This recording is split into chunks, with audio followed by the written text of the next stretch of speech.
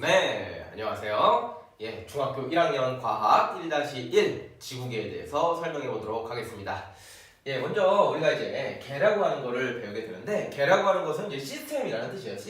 시스템이 말이 좀 어려운데, 전체 안에서 서로 영향을 주고받는 구성 요소들의 집합이라고 다소 좀 어려운 문장으로 이제 책에 나와 있을 거예요. 근데 이제 좀 바로 예를 들어 좀 볼게요. 예를 한번 들어볼게요. 우리가 이제 생태계라는 말을 씁니다. 생태계라는 말 들어보셨나요? 생태계. 예, 생태계라고 하면 어떤 게 떠올라요? 뭐 자연이 떠오르죠. 그럼 이제 거기서 뛰놀고 다니는 이제 동물들, 뭐 이런 애들, 토끼라든지 사자라든지 그런 거 떠오르잖아요, 그렇죠? 그런데 이제 그런 놈들만 있습니까? 아니죠. 풀들도 있죠, 그렇죠? 풀도 있고 나무도 있잖아요, 좀, 그렇죠? 그래서 이렇게 생물들이 어우러지는데 또 생물들만 있습니까? 아니죠. 걔네들이 딛고 있는 토양, 땅도 있죠, 그렇죠? 근데 또 토양만 있습니까? 아니죠. 또 이제 졸졸졸졸 흐르는 이제 또 강도 있잖아요, 또, 그렇죠? 근데 또 강만 있습니까? 아니죠. 우리 걔네들이 이제 숨쉴 수 있는 이제 공기라는 것도 있죠, 그렇죠? 그래서 이제 그런 것들이 전체가 다 이제 어우러진 그런 모습을 떠올려 주면 되는데, 그렇게 이제 여러 가지 구성 요소들이 서로 상호작용하는 시스템, 그런 거를 우리가 이제 개라고 부르게 되는 겁니다. 조금 느낌이 오나요? 예, 두 번째 예시로는요, 소화계라는 게 있어요. 소화계. 소화한다는 말 들어봤죠? 소화된다. 밥이 소화가 잘 돼. 뭐 이런 말 들어보셨나요? 예, 그때 이제 쓰는 말인데, 소화계라고 하는 것은 이제 우리가 먹을 때 입으로 일단 먹죠, 저 음식물을. 그럼 이제 어디를 지나가요? 이제 식도를 지나가죠. 그럼 이제 위에 이제 가 있다가 소장 거쳐서 대장 거쳐서 막 이제 항문으로 막 이제 응가도 막 나가잖아요, 그렇죠? 그런 이제 소화라고 하는 것도 이제 여러 가지 몸에 있는 여러 가지 장기들이 협업해서 같이 상호작용을 해야지 소화가 잘 되는 거예요. 그런 거를 우리는 소화계라고 부르게 됩니다. 예, 그래서 그렇게 좀 개라는 거에 느낌을 좀 가져주시고요. 오늘 배우게 될 주제는요, 뭐냐면은 바로 이 지구계예요. 이 지구라는 거에 대해서 배울 건데요. 지구라는 것도요, 결국에는 여러 가지 구성 요소들이 서로 상호작용하는 시스템으로 이루어져 있습니다. 그래서 어떤 구성 요소들이 있는지 좀 살펴볼게요. 그래서 지구계라고 하는 것은 크게 땅의 영역인 지권, 그리고 이제 물의 영역인 수권, 그리고 공기의 영역인 기권, 그리고 생물의 영역인 생물권, 그리고 지구 밖의 영역인 외권으로 이루어져 있다라고 얘기를 하게 되는 거고, 이 다섯 가지 구성 요소들이 서로 상호작용하는 시스템을 우리는 지구계 이렇게 이제 부르게 돼요. 그래서 하나씩 좀 다시 좀 살펴볼게요. 먼저 땅의 영역을 우리는 지권이라고 불러요. 그래서 지구의 표면과 지구의 내부를 모두 포함하는 영역이 되겠고요. 이때 이 지권은요, 우리한테 이제 서식처를 제공합니다. 동물들도 여기 살 수 있죠. 우리도 여기에 땅에다가 발 붙이고 살 수 있죠. 식물들도 뿌리 내리고 살고 있잖아요, 그렇죠? 그리고요, 이 지권은요, 다섯 가지 이 영역 중에서요 가장 부피가 큽니다. 지구 반지름이 한 어느 정도 되는 줄 알아요? 6,400km 정도 됩니다. 우리가 다음 시간에 더 디테일하게 배울 텐데, 부피가 가장 크다라는 점 기억해 주시면 좋겠어요. 두 번째로는요, 이제 물의 영역인 수권인데요. 수권은 지구상에 있는 이제 모든 물의 영역을 우리가 이제 수권이라 그래요. 그래서 이제 물 하면 이제 뭐가 떠올라요? 이제 물이 가장 많이 어디 있습니까? 바로 바다에 많이 있죠, 그렇죠? 그래서 이제 바다가 가장 많은 이제 물의 양을 차지하고 있고요. 그 밖에도 이제 육지에는 빙하도 있고요, 호수도 있고요, 강도 있고요, 지하수도 있습니다. 그래서 이러한 물들의 영역을 우리는 다 이제 수권이라고 부르게 돼요. 다음으로는 이제 공기의 영역인 기권이라는 게 있어요. 공기는 어디 있습니까? 여기 있죠. 여기 있는 게 공기예요, 그쵸? 땅 위에 있는 게 바로 공기입니다. 한 지표로부터 한 1000km까지 그 영역대를 우리가 이제 기권이라고 부르게 되는데, 다른 말로 이제 대기라고도 불러요. 대기, 공기의 영역, 대기. 그러고요, 이 공기라고 하는 것은 결국에는 뭘로 되어 있어요? 혹시 들어봤는지 아직 모르겠는데, 질소라는 기체, 들어봤나요? 질소 기체, 과자 봉지에 넣는 질소 기체 이런 거, 그런 거가 제일 많고요. 질소가 한 78%나 있거든요.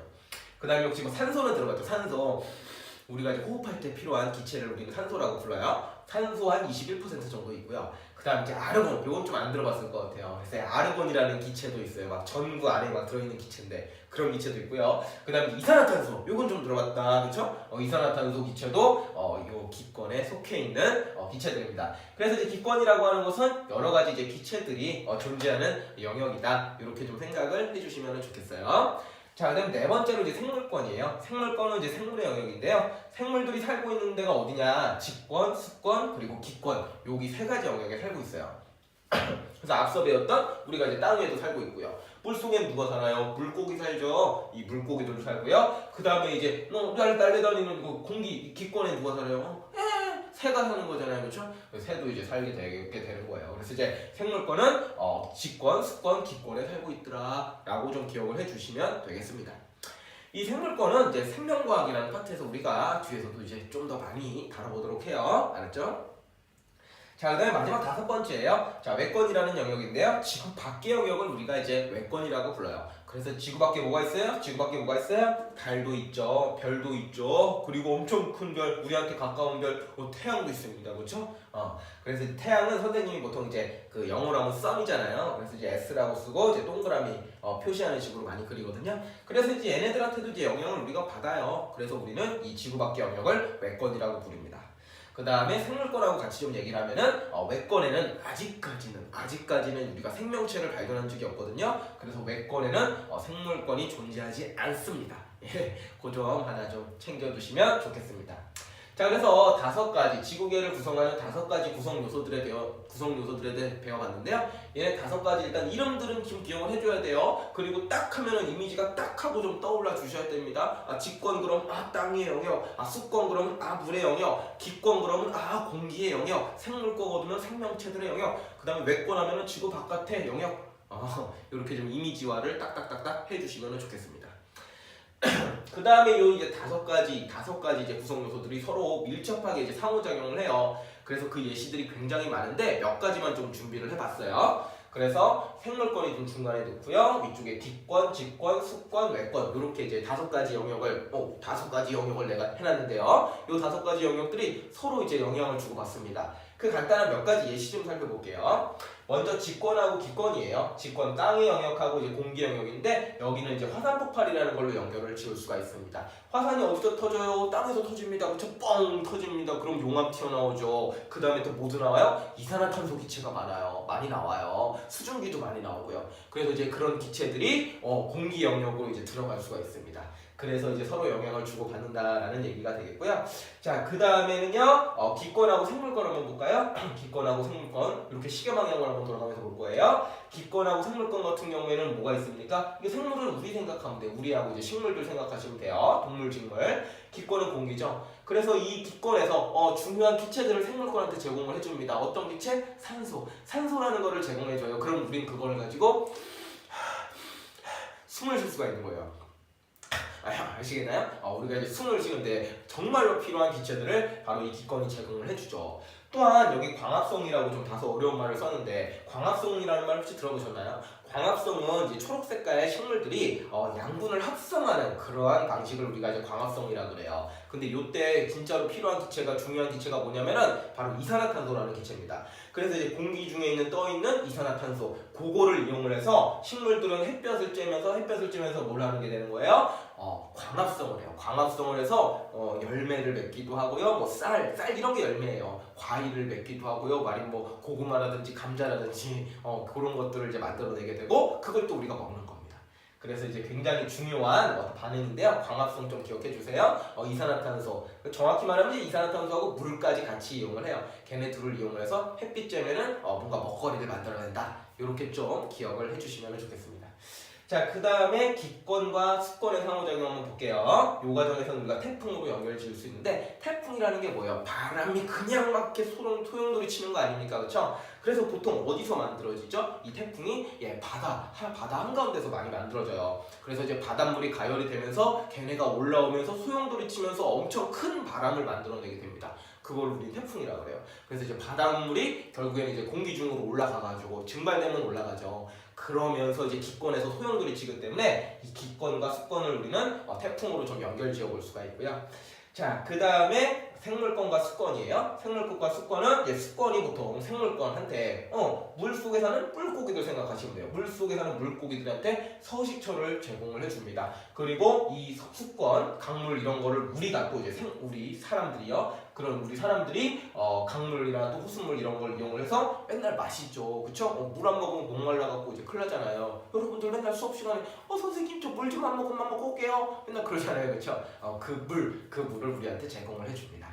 그 정도 알아두시고요. 그 다음에 요거 볼까요? 수권과 직권의 상호작용인데요. 이 물이라는 것이 이제 강이 돼서 흐르기도 하고 또 바다에서는 파도도 치잖아요. 그러면서 이제 누굴 깎아요? 직권을 팍 깎는 거예요. 그렇죠? 팍팍 파도가 막 절벽을 깎을 수도 있고 강물이 흐르면서 지형을 변화시킬 수도 있고 그러면서 얘네들은 상호작용을 하게 됩니다.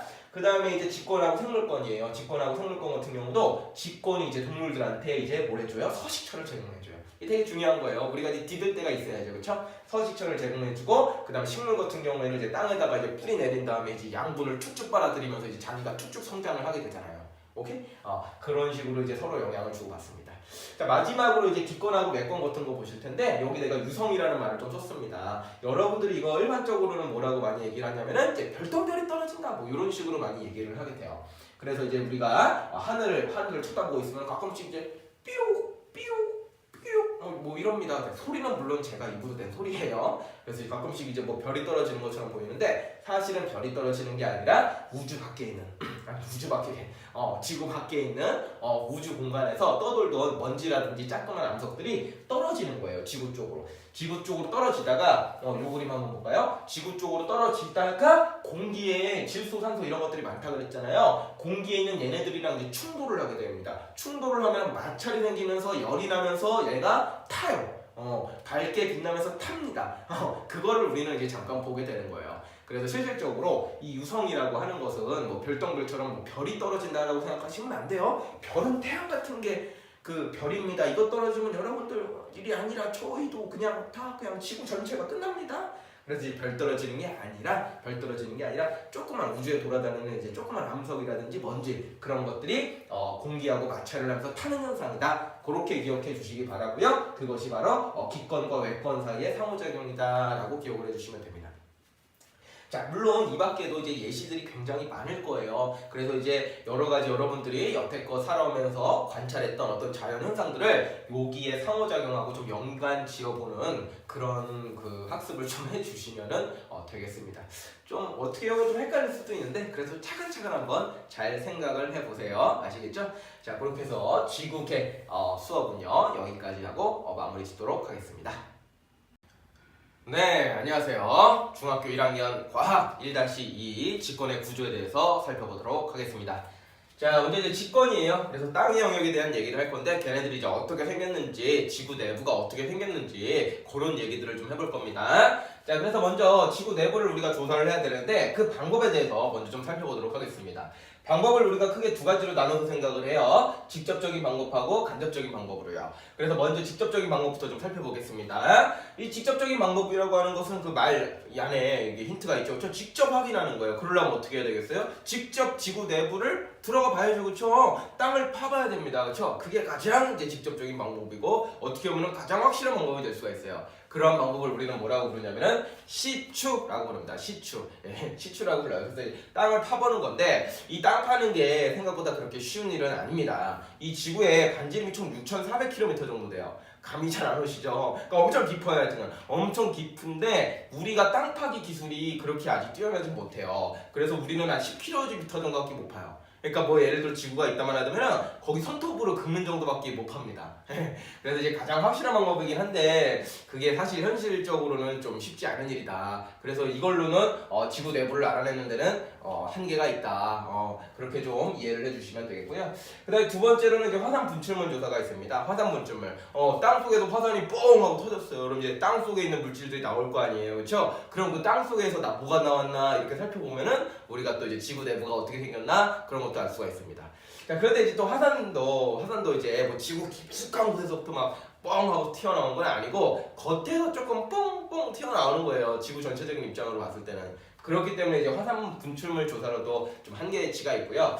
그 다음에 이제 우리가 이제 간접적인 방법을 우리가 좀 생각을 하게 되는데 첫 번째 항구는 이제 운석 연구가 있어요. 운석 연구. 운석이라는 건 뭐죠?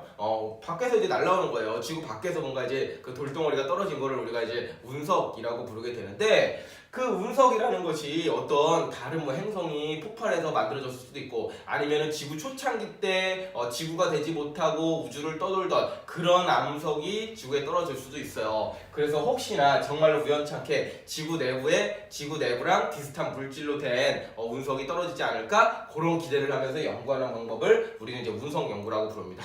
근데 이거는 좀 솔직히 힘들죠, 그렇죠? 이거를 기대하기 좀 힘들어요. 지구 내부가 이게 밖에서 온 거기 때문에 그렇다고 해서 지구 내부도 진짜 이 운석과 비슷할 것이다? 생각하기 좀 쉽지 않을 수 있습니다.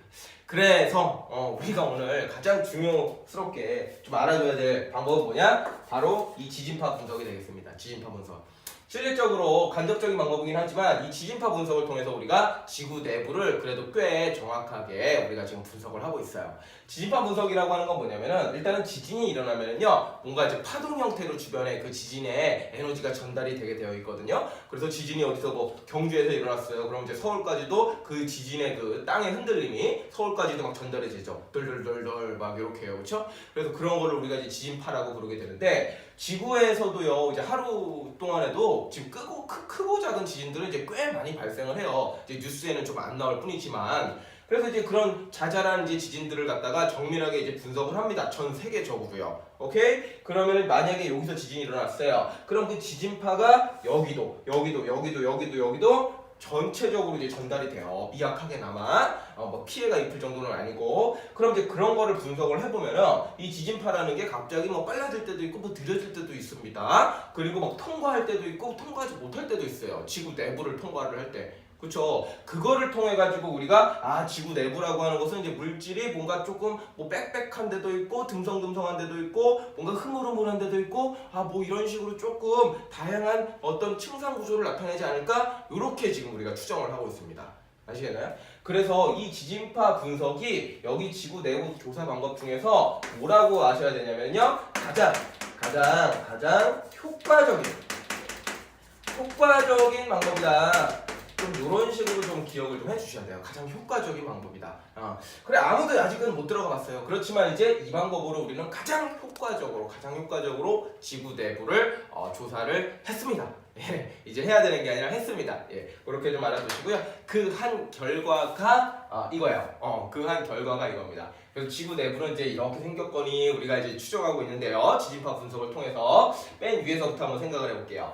총 하나, 둘, 셋, 넷, 네 개의 층상 구조를 우리가 나눠서 생각을 할 수가 있고요. 가장 바깥의 껍질을 우리가 뭐라고 부르냐면 지각이라고 부르고요. 그 안쪽을 멘틀, 그 안쪽을 외핵, 그리고 가장 안쪽을 내핵. 우리가 이렇게 불러요. 그래서 일단은 지각, 멘틀, 외핵, 내핵은 좀 암기를 좀 해주셔야 되겠고요. 지각이라고 하는 것은 겉껍질이에요. 거의 겉껍질이라고 생각하시면 되겠고요. 한 5에서 35km 정도의 아주 얇은 두께의 층상을 갖고 있다라고 생각하시면 됩니다. 다음으로 이제 멘틀인데요. 멘틀 같은 경우에는 지각 바로 아래에 있으면서요. 어떤 직권에서요. 가장 큰 부피를 차지하고 있습니다. 한 80%가 한 멘틀로 이루어져 있다. 이렇게 좀 생각을 해주시면 되고 약간 얘는 이제 고체긴 한데 약간 좀 움직여요. 그래서 우리가 유동성 있는 고체다. 이런 표현을 좀 쓰기도 하고요. 살짝 좀 움직입니다. 그래서 이제 지각한테 좀 영향을 주기도 해요. 자, 그 다음에 안쪽에 이제 핵이 있는데 핵은 우리가 외핵과 내핵 두 가지로 좀 나눠 생각을 합니다. 왜 그러냐면은 외핵을 우리가 지진파 분석을 통해 추정컨대 외핵은 우리가 액체 상태로 추정을 합니다. 고체가 아니라 액체예요. 얘는 이제 진짜 완전히 흐물흐물 하는 거예요. 막 이렇게 뭐 흘러다니는 뭐 그런 액체입니다. 근데 주의할 점은 여기서 이제 물 같은 거 생각하면 안 되고 금속들이 녹아 있다 이렇게 생각해야 돼요. 어떤 금속이냐면은 철. 아니면 니켈. 니켈은 좀 어렵죠 아직. 철 같은 금속들이 녹아가지고 용광로처럼 이제 흘러다닌다라고 생각을 해야 돼요. 이 외핵 같은 경우에는. 아시겠나요? 그런 상태로 우리가 추정을 하고 있고요. 가장 안쪽은 또 너무 또 밀도가 크고 압력도 높기 때문에요. 여기는 이제 철이나 니켈 같은 금속들이 단단하게 이제 또 고체 상태로 존재하는 층으로 우리가 추정이 되거든요. 추측이 되거든요. 그래서 우리가 핵을 외핵과 내핵으로 우리가 나누고 있습니다. 액체 상태인 핵 그리고 고체 상태인 핵. 그래서 이런 식으로 좀 직권의 층상 구조를 이해를 해주시면 되겠고요. 킬로스미터 같은 경우는 외핵까지는 2,900km, 내핵까지는 5,100km, 지구 중심까지는 6,400km인데요. 여기서 일단은 좀 암기를 해주셔야 되는 게 요거 6,400km는 지금 암기를 하세요. 지금 right now 강의를 듣고 있는 지금이요. 오케이? 이거는 이제 왜 중요하냐면은 지구의 반지름이기 때문이에요. 지구의 반지름이 약 6,400km 정도가 됩니다. 우리가 살고 있는 이 땅덩어리의 반지름이요. 오케이? 그래서 요거는 굉장히 중요한 숫자니까 지금 좀 알아두세요. 알았죠? 나머지는 이제 시간 나오면 그냥 한번 쓱쓱 보고 그렇구나 이 정도로 해주시면 돼요. 시간 남으시면 외우시고요. 자, 그 다음에 우리가 이 각각의 층상의 경계면의 이름도 있거든요. 그래서 먼저 지각과 멘틀 사이의 경계면 이름을 우리가 모호면이라고 부르게 돼요. 그 다음에 멘틀과 외핵 사이의 경계면 이름을 구텐베르크면 이렇게 부르고요. 외핵과 내핵 사이의 경계면을 레만면 이렇게 부르게 됩니다. 레만면 이렇게 부르게 됩니다. 그래서 이거는 이제 그 사람들 이름을 딴 것이고요. 여러분들은 일단 어떤 걸 기억하셔야 되냐면은 모호면을 좀 기억을 해주셔야 돼요. 지각과 멘틀 사이의 경계면을 모호면이라고 부른다. 원래는 요 사이의 경계를 우리가 이제 그 모호로비치치라고 하는 사람이 알아냈는데 풀네임으로 이제 모호로비치치 불연속면 이렇게 부르게 되는데 줄여서 간단하게 모호면이라고 많이 표현을 해요. 알았죠? 그래서 이제 요거 좀 하나 기억을 해주시면은 되겠습니다. 자, 그래서 이제 내부는 사실 굉장히 어려운데 우리가 여기서 조금 더 디테일하게 들어갈 부분은 어디냐면은 바로 여기 지각, 우리 겉껍질 부분 있죠? 이 부분에 대해서 조금만 더 살펴보도록 하겠습니다. 이 부분을 갖다가 확대를 하면은요, 이런 식으로 생겼습니다. 그래서 여기가 이제 지각인데요. 아래쪽이 멘틀이고요. 지각을 또 우리가 두 개로 나눠봐요. 바다 밑에 있는 지각을 우리가 해양 지각이라고 하고요. 그렇지 않은 지각을 대륙 지각이라고 합니다. 그러니까 대륙 지각에 우리가 사실 살고 있죠, 그렇죠? 그래서 지금 두께가 누가 더 두껍습니까? 해양 지각보다는 대륙 지각이 더 두껍죠. 그래서 이제 보이는 바대로 해양 지각보다는 대륙 지각이 더 두껍다라는 거 좀 알아두시면 되겠고요. 그 다음에 대륙 지각은 주로 화강암질 암석으로 되어 있다라고 좀 생각을 해주세요. 화강암 들어보셨나요? 화강암? 예, 저기 북한산에 막 인수봉 이런 거 보면 이제 돌이 막 하얗게 이제 되는데 허연 돌산 이런 거 생각하면 돼요. 그런 이제 허연 돌로 된 이제 커다란 이제 그 암석을 우리는 그 주로 이제 화강암이라고 부르게 되는데 그런 걸로 좀 이루어져 있다는 뜻이고요. 밀도는 좀 작습니다. 밀도도라는 개념도 좀 어렵죠. 밀도는 물질의 어떤 빽빽한 정도를 나타내는 내용인데 대륙 지각은 조금 듬성듬성하다라는 거예요. 빽빽하지 않고 좀 듬성듬성하다라는 거예요. 누구보다? 해양 지각보다.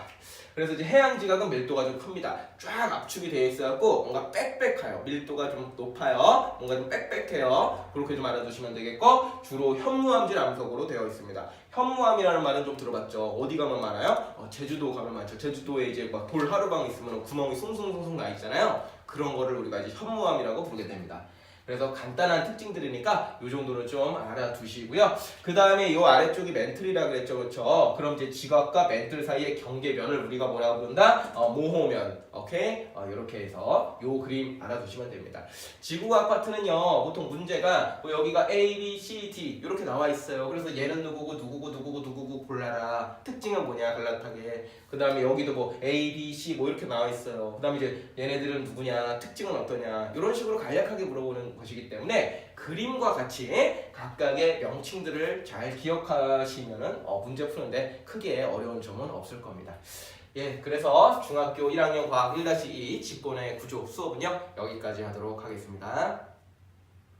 네, 안녕하세요. 중학교 1학년 과학 1-3 암석에 대해서 한번 알아보도록 하겠습니다. 예, 암석이라고 하는 것은 이제 돌멩이에요. 그래서 이제 선생님이 여기다가 좀 많은 암석들을 좀 적어놨죠. 그래서 요거 다 외워주시면 됩니다. 예, 그래서 일단은 암석이라고 하는 걸 우리가 크게 세 가지로 분류를 해볼 수가 있는데요. 첫 번째가 일단 화성암이고요. 두 번째가 퇴적암이고요. 세 번째가 변성암입니다. 그래서 요거 하나하나 좀 살펴보도록 하겠습니다. 자, 먼저 화성암이에요. 화성암은 이제 어디서부터 시작을 해야 되냐면은 마그마에서부터 시작을 해야 돼요. 마그마가 뭐예요? 지하에 이제 그 암석들이 이제 녹아있는 그런 이제 뜨거운 용광로 같은 걸 우리가 이제 그 마그마라고 부르죠. 그래서 일단은 마그마는 암석들이 이제 녹아있는 거예요. 돌이 녹아있는 거예요. 엄청 뜨겁겠죠, 그렇죠? 그런데 얘가 땅속에 있다가 압력을 받으면은요, 얘가 뻥 하고 이제 터질 수가 있어요. 그렇죠? 뻥 하고 터지면서 바깥으로 막 나올 수가 있습니다. 이런 걸 뭐라 그래요? 우리는 화산이 폭발했다, 뭐 이렇게 얘기를 하죠, 그렇죠? 그래서 이제 마그마가 바깥으로 뻥 나올 수가 있거든요. 뻥 나오게 되면 바깥에는 어때요?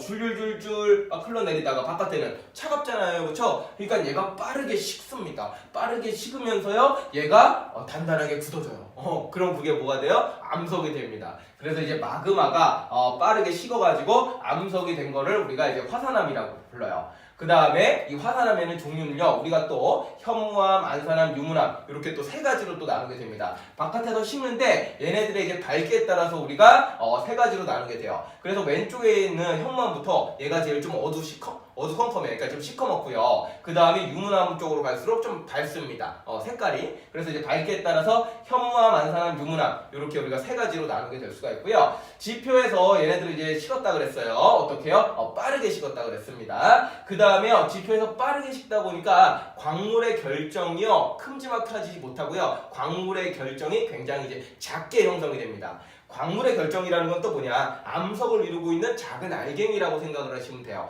그런 것들이 이제 빠르게 이제 식기 때문에 굉장히 입자가 좀 작다. 이렇게 좀 생각해 주시면 돼요. 그래서 이제 지표에서 빠르게 냉각되는 암석, 화산암 세 가지 좀 기억을 해주시면 되고요.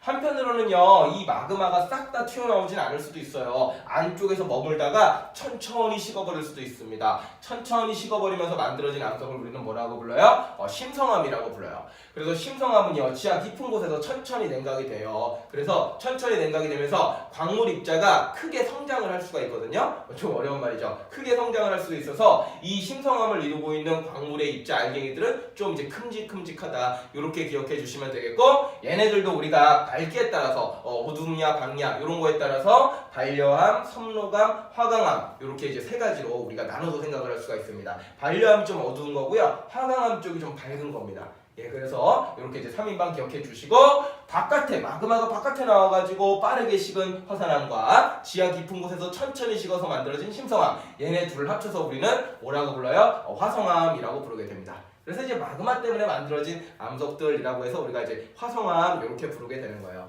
그래서 좀 암기 팁을 조금만 좀 드리면은요, 화산암 같은 경우에는 현무암, 안산암, 유문암인데 앞 글자 따서 현재 안건이 뭐예요? 뭐 이렇게 하시면 돼요. 현재 안건이 뭐예요? 뭐 이렇게 하셔도 되고요. 그 다음에 심성암 같은 경우에는 반려암, 섬로감, 화강암인데 반섬화 앞글자 따가지고 반쪽 섬이 화려하다. 뭐 이렇게 좀 해주셔도 좋아요. 그래서 화산암은 현재 안건이 뭐예요? 심성암 반쪽 섬이 화려하대요. 뭐 이렇게 좀 암기를 해주셔도 좋습니다. 좀 그러시면은 그냥 외우셔도 좋아요. 알았죠? 자, 그래서 화성암 얘기는 요쯤에서 마무리를 짓고요. 두 번째로는 이제 퇴적암이에요. 퇴적암이라고 하는 것은 뭐냐면요, 이런 화성암이나 아니면 지표에 있는 이제 암석들 또는 모래알갱이 또는 이제 진흙들 있죠. 그런 것들이 이제 강물에 의해서 이제 쭉 이제 흘러올 수도 있어요. 같이 흘러오다가 그런 짜잘한 것들을 우리가 퇴적물이라고 부르는데, 그런 것들이 이제 강물 이런 거에 의해서 이제 운반이 돼요. 먼저 그러다가 이제 바다 쪽으로 가면은요, 얘네가 쌓이게 됩니다. 착착착 쌓여요. 그런 걸 우리는 퇴적된다 이렇게 얘기를 하게 되고요. 그 퇴적된 것들이 시간이 지나면서 위에서 꾹꾹 누르면서 점점 다져져요. 얘네가. 그래서 이렇게 좀 매끈하게 모양을 하고요. 그러다가 이제 바닷물 속에 있는 이제 조그만 입자들이 있어요. 그런 것들이 틈새 끼면서 얘네들이 단단해지게 되거든요. 그런 걸 우리가 이제 굳어진다라고 표현을 하게 됩니다. 그러면서 결과적으로 이제 퇴적암이라는 게 만들어져요. 다시 한번 좀 보시면은요, 퇴적암은요, 먼저 퇴적물이 운반이 되다가 얘네가 쌓여요. 퇴적이 돼요. 그러다가 다져지고 굳어져가지고 만들어지게 됩니다. 이 퇴적암이라고 하는 것은. 그래서 이제 생성 순서를 좀 기억을 해주시면 되겠고요. 퇴적암의 특징을 간략하게 말씀드리면은요, 일단은 얘네는 쌓이면서 단단해져서 만들어진 것이기 때문에 줄무늬가 가로로 이렇게 생기게 돼요. 이 줄무늬를 우리는 뭐라고 부르냐면은 층리라고 부르게 되고요. 얘네가 쌓이다가 중간에 생물이 죽어버릴 수도 있어요. 그 다음에 또 쌓여요. 그러면은 그 생물이 뭐가 된다고 우리는 흔히 얘기를 하죠? 화석이 된다라고 얘기합니다. 그래서 이제 퇴적하면은요, 거기 안에 화석이라는 게 발견이 될 수도 있습니다. 그래서 이제 층리와 화석이 관찰이 될 수 있다. 이렇게 좀 기억을 해주시면 되겠고요. 선생님이 이제 파란 색깔로 쓴 것들이 다 퇴적암인데요. 하나씩 좀 살펴보도록 하겠습니다. 자, 먼저 화산재가 쌓일 수 있어요. 화산재는 뭐예요? 화산이 폭발했을 때 나오는 어떤 작은 입자들이죠, 그렇죠? 그것들을 이제 화산재라고 부르게 되는데, 그놈들이 이제 쌓여갖고 만들어진 암석을 우리는 응해암이라고 부르게 되고요. 그 다음에 이제 주로 자갈이 쌓여서 만들어진 암석을 여감이라고 부르게 되고요. 모래가 쌓여서 만들어진 암석을 사암이라고 부르고요. 진흙이 쌓여서 만들어진 암석을 shale 이렇게 부르고요. 그 다음에 석회물질, 좀 어려운데요. 조개 껍데기라든지 이제 산호, 거기에 몸통을 이제 구성하고 있는 물질들을 우리가 석회물질이라고 불러요. 좀 이렇게 단단하고 좀 하얗게 생긴 거. 그런 것들이 쌓여서 만들어진 암석을 우리는 석회암이라고 부르게 되고요. 그 다음에 이제 소금 입자 있죠. 소금들이 쌓여서 만들어진 암석을 우리가 암염이라고 부르게 됩니다. 그래서 이 정도 파란색 걸로 쓴 것들이 다 퇴적암인데 누가 쌓여서 어떤 암석이 됐는지까지 명확하게 기억을 좀 해주시기 바랍니다. 암기 팁을 좀 간단하게 드리면은요, 그러니까 화산재는 저도 잘 모르겠어요. 그냥 화산재 응해암이야 이렇게 좀 외워주시고요. 자, 그다음에 이제 자갈모래 진흙은 세트로 좀 기억을 해주세요. 이게 쓸러 내려오다가 자갈이 아무래도 무겁잖아요. 이제 모래나 진흙보다. 그러니까 앞쪽에 쌓이고요. 모래는 좀 더 가서 쌓이고요. 진흙은 더 많이 가서 쌓이게 돼요. 그래서 순서대로 좀 따라 보면은 여감사함 쉘인데 앞글자 따서 역사쉘 이렇게 외우시면 돼요. 역사쌤 이렇게 외우시면 좋아요. 역사쌤 이렇게 좀 기억을 해주시고요. 그 다음에 석회물질은 석회암이니까 이거는 쉬워요. 석회물질 석회암 이렇게 좀 하시고요. 소금은 암염입니다. 이거 그냥 외워주세요. 저도 잘 모르겠어요. 소금은 암염입니다. 해서 이렇게 좀 기억을 해주시기 바랍니다. 자, 그 다음에요. 마지막으로 이제 뭐 한다고 그랬죠? 예, 변성암 한다고 그랬습니다. 세 번째 변성암인데요. 변성암이라고 하는 것은 이제 기존의 암석들이 땅속으로 들어가다가 높은 열과 압력을 받아서 변형된 암석을 우리가 변성암이라고 부르게 돼요. 그런 거를 변성암이라고 부르게 돼요. 그래갖고 이제 변성암은 기존의 암석들이 만약에 이제 이렇게 있다 치면은요, 만약에 광물 입자가 이렇게 있다고 쳐봅시다. 근데 이렇게 꾸깃 이렇게 이제 그 압력을 받은 거예요. 그럼 얘네가 이제 짜부가 되겠죠, 맞아요? 그러면서 광물 입자가 같이 이게 쫙쫙쫙 짜부가 되겠죠. 그러면은 이렇게 줄무늬가 또 생길 수 있어요. 요 줄무늬를 우리가 뭐라고 부르냐면 염리라고 부릅니다. 염리. 저도 보이고 글자도 보이죠? 염리라고 부르게 됩니다. 염리. 그 다음에 얘네는 높은 열과 압력을 받기 때문에 만약에 이제 퇴적암이 변성암이 된다면은 여기에 만약에 이제 화석이 또 있었다라고 치면은 그 화석이 열과 압력을 받으면서 눌려요. 그래서 화석이 없어질 수 있습니다. 예, 그렇기 때문에 이 변성암에서는 화석이 발견되기 힘들어요. 그래서 화석이 안 발견된다. 이렇게 좀 기억을 해주시면 되고요. 주의할 점은 변성암의 줄무늬는 뭐라 그랬어요? 층리. 그리고 퇴적암의 줄무늬는 뭐라 그랬어요? 층리. 그리고 변성암의 줄무늬는 뭐라 그랬어요? 염리. 그래서 얘네 둘을 좀 구분해 주시기 바래요. 똑같은 줄무늬인데 이름이 달라요. 알았죠? 이렇게 좀 기억해 주시고요. 변성암은 선생님이 이렇게 이제 빨갛게 해놓은 것들이 다 변성암이에요. 그래서 이제 얘네들 하나씩 살펴볼게요. 먼저 화강암인데요. 얘는 이제 그 화성암의 한 종류였죠. 화강암이 높은 열과 압력을 받으면은요, 편마암이라고 하는 암석이 만들어지고요. 그 다음에 이제 사암이라고 하는 것이 열과 압력을 받으면은요, 규암이라는 게 되고요. 그 다음에 쉘은요, 열과 압력을 받으면은 편마암이 되고, 더 많이 받으면은 편마암까지 이제 변형이 될 수가 있습니다. 그 다음 이제 석회암 같은 경우에는요, 열과 압력을 받으면은 대리암이 될 수가 있어요. 그래서 이제 이 정도 빨간 색깔들은 다 이제 변성암이다 라고 좀 기억을 해 주시기 바랍니다. 아시겠죠? 그래서 뭐 암기 팁을 조금만 드리면은요, 요거는 화강암, 편마암은 따로 기억해 주시고요. 사규, 요거 앞글자 따서 사암은 규염이 되는데 사규를 좀 외워주시고요. 얘는요, 세편편 이렇게 좀 기억해 주시고요. 얘는 석대만 맞을래? 뭐 이렇게 외워주시면 됩니다. 뭐 암기 팁도 아니에요. 그냥 앞글자 딴 거예요. 그냥 사실 그쵸?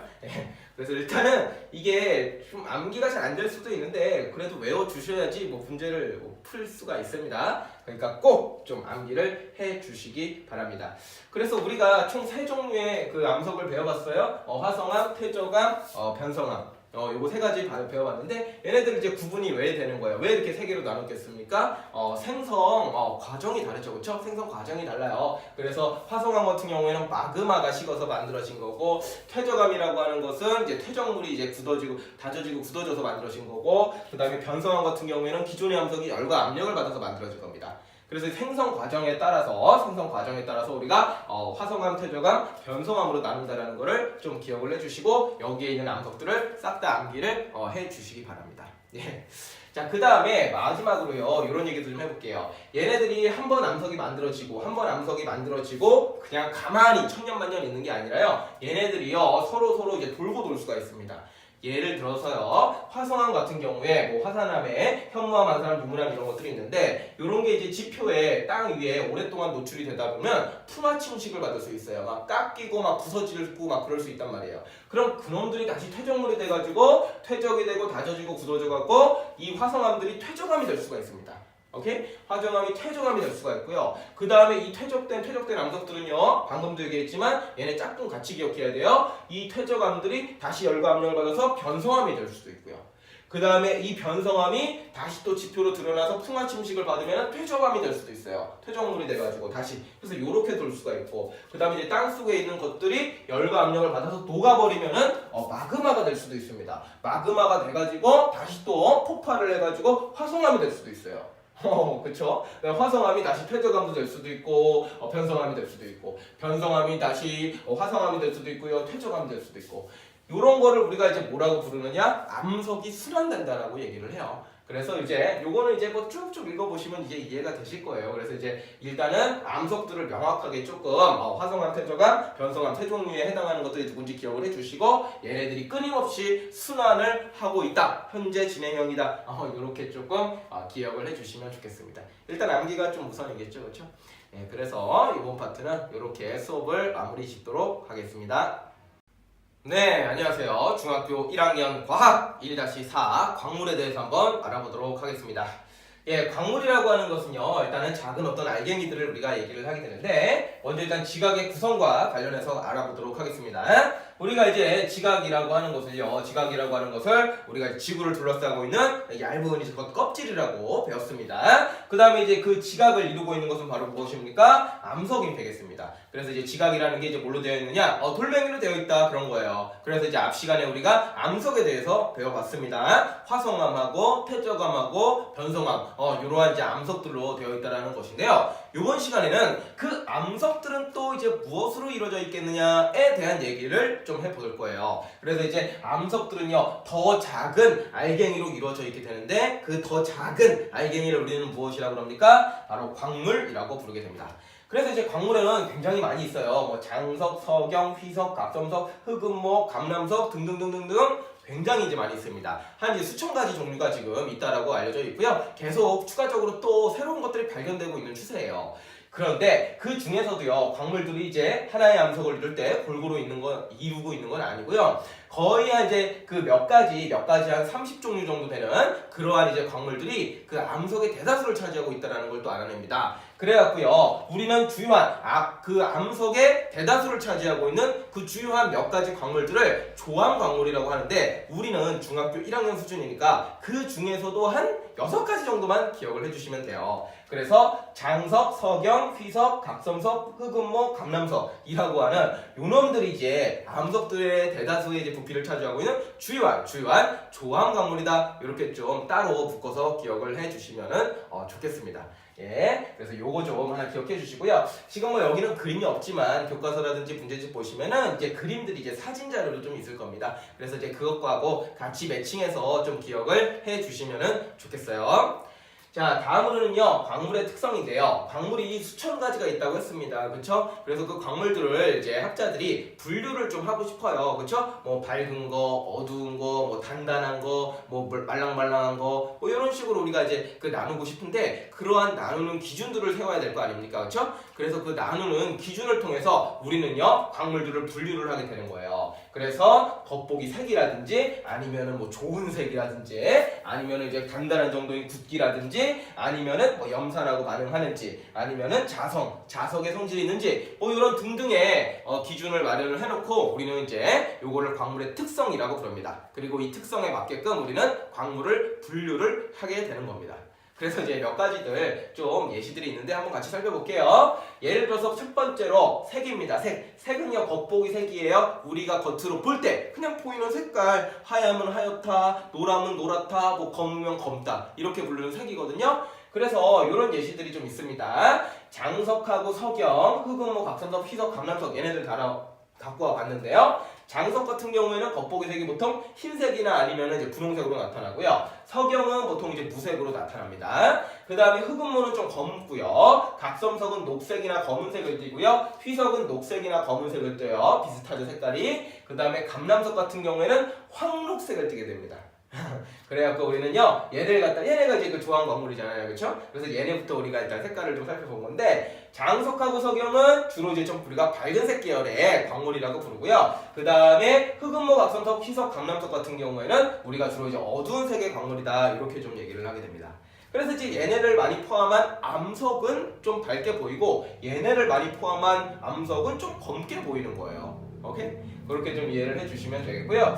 자, 두 번째로는요, 좋은 색입니다. 그래서 이제 좋은 색이라고 하는 것은 광물 가루의 색이에요. 그래서 이제 광물이 하나가 있으면은 도자기 판으로다가 아주 단단하게 만든 게 있어요. 하얀 색깔 판이. 그거를 우리는 조흔 판이라고 부르게 되는데, 조흔 판에다가 광물을 갖다가 푹 긁어보는 거야. 꾹꾹 긁어보는 거예요. 그러면 여기에 가루가 묻어나거든요. 그 가루의 색을 조흔색이라고 합니다. 그럼 뭐 이런 거 비슷한 거예요. 분필이 있잖아요. 그쵸? 뭐 이건 흰색이지만 이런 판때기에다가 푹 긁어보는 거야. 푹 긁어보는 거야. 그럼 이게 분필 가루의 색이거든요. 그러니까 이런 패턴으로다가 좋은 판이라는 데에다가 광물을 갖다가 푹 긁어서 나타나는 가루의 색. 그거를 우리는 조흔색이라고 부르게 됩니다.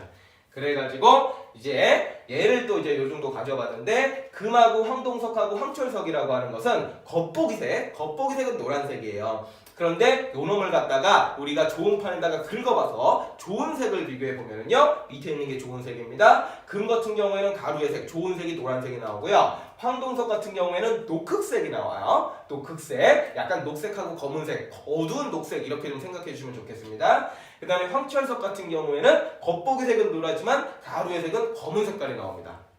그래서 우리는 겉으로 비슷해 보이더라도 좋은 색을 비교해 봄으로써 광물들을 더 뚜렷하게 우리가 구별을 할 수가 있다라는 거예요.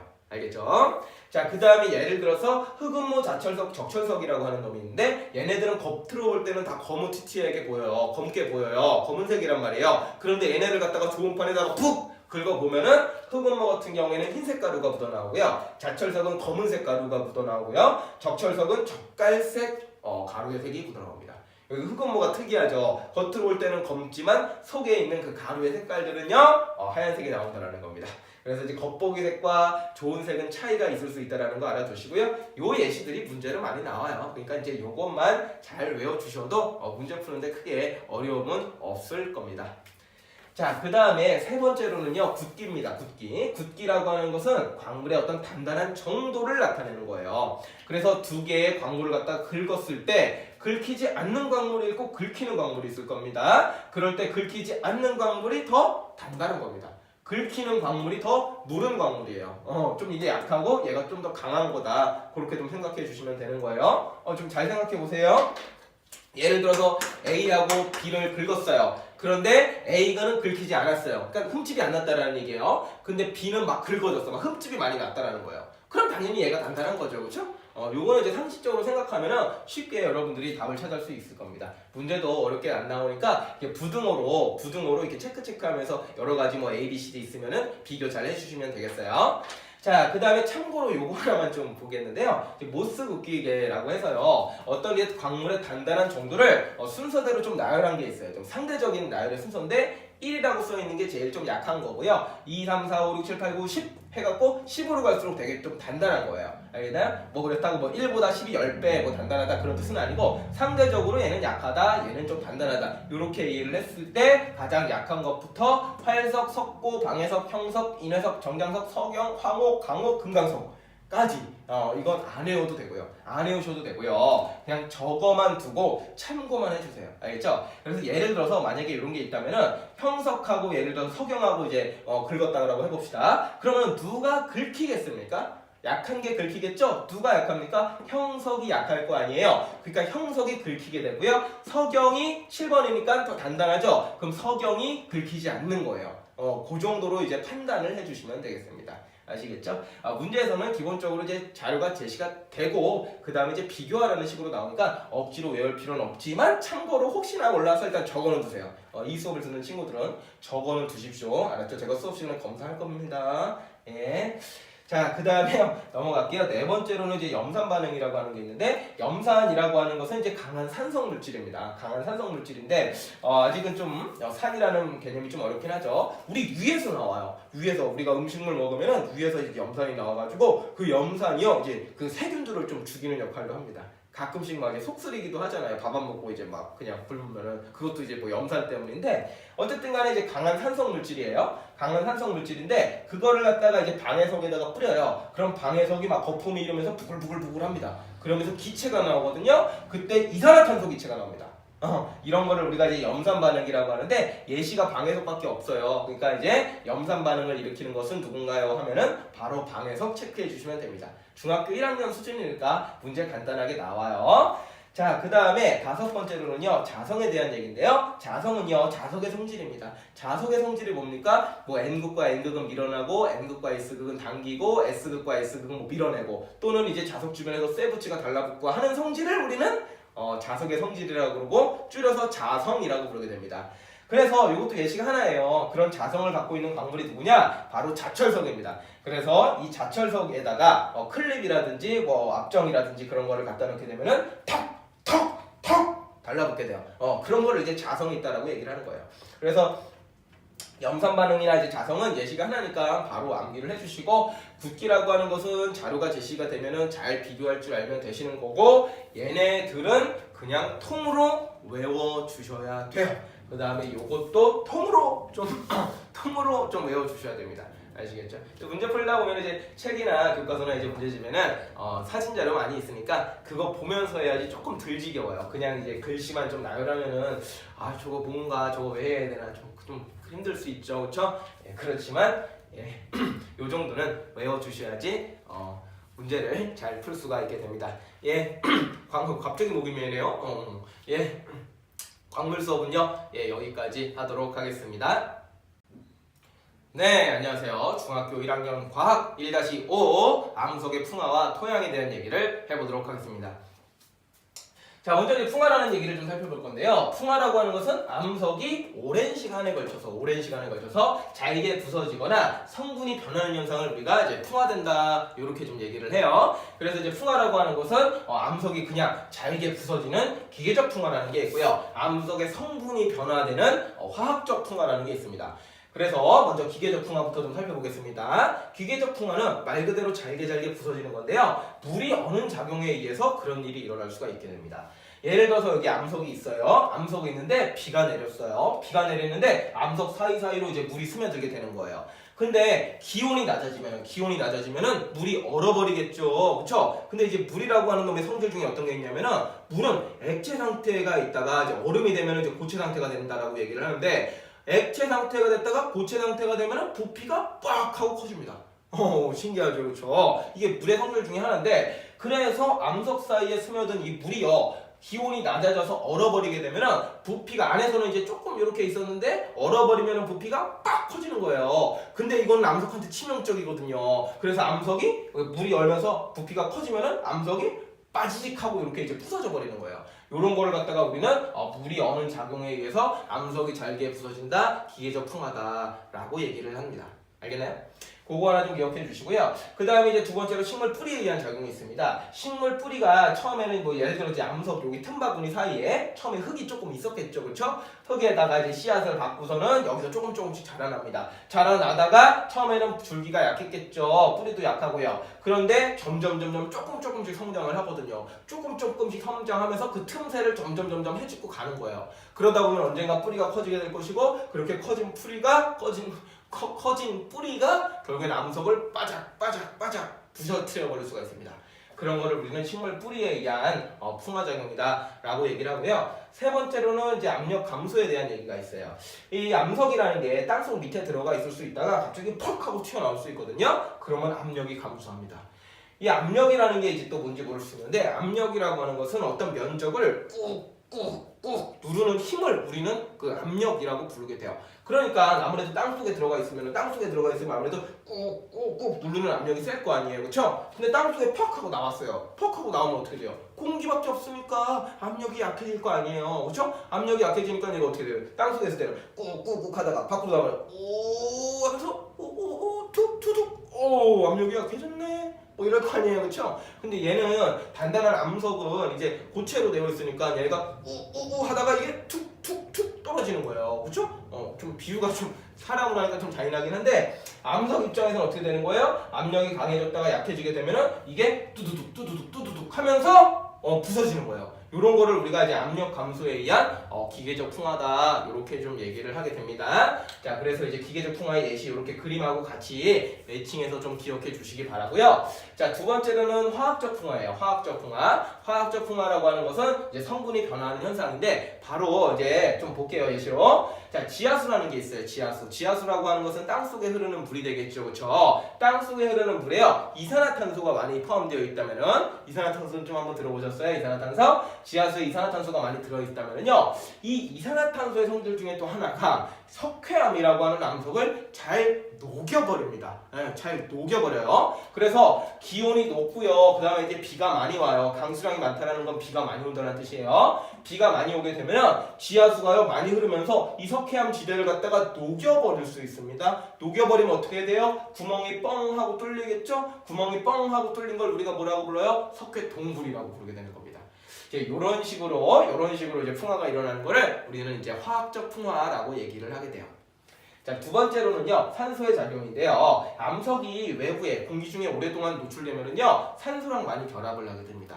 여기 공기 중에 산소가 많아요. 한 21%가 산소거든요. 그 산소가 암석에 조금씩 이제 달라붙는 거예요. 그러면 이제 암석의 색깔이 약간 이제 붉게 변할 수가 있거든요. 그러면은 붉게 변하면은 얘의 성질이 좀 변하고요 좀 약해집니다. 그래서 쉽게 부서져 버립니다. 그런 식으로 일어나는 걸 우리는 산소에 의한 화학적 풍화다라고 얘기를 하게 되는 거예요. 자, 그 다음에 세 번째인데요. 이끼의 작용이에요. 암석이 있으면은 암석 주변에 이제 이끼가 달라붙어서 자라날 수 있거든요. 근데 이끼도 하나의 생명체니까 배설물도 배출하고요. 생명 활동을 하면서 여러 가지 물질들을 배출할 수가 있어요. 근데 이끼가 그렇게 배출하는 물질들이 암석 표면을 조금 녹일 수 있습니다. 성질을 조금씩 변화하면서 녹여버리게 돼요. 그럼 이제 오랜 시간이 지나면 어떻게 되겠습니까? 처음에는 매끈했는데 위에가 좀 녹아버리죠, 그렇죠? 이런 식으로 이제 풍화가 일어나는 것도 우리는 화학적인 풍화다라고 얘기를 합니다.